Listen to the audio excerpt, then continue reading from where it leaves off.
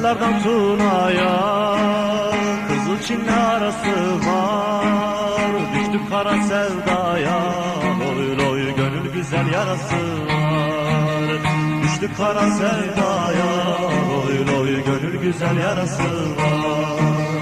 Al bizi de sürürsen, bayrak olan bürürsen, hele durma yürürsen, loy loy daha yolun yarısı var.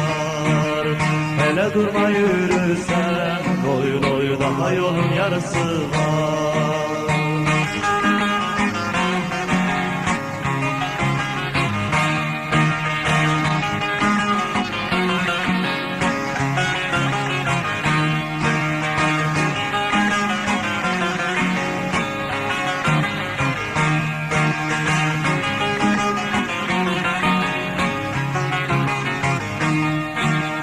Ölüm bize ağır gelmez, kara topraklar gelmez, zindanları zor gelmez, loy loy gözlerinin karası var.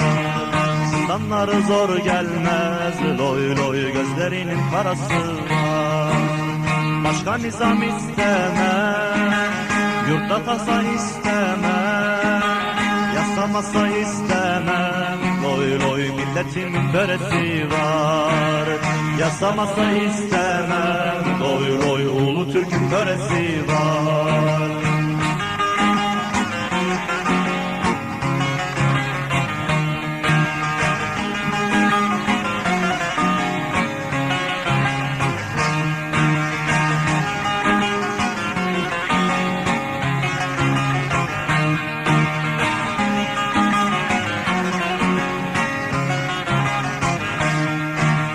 Bir ülkedir uzakta, yaralıdır tuzakta, uzağında kalsak da, loy loy gönlümüzde orası var.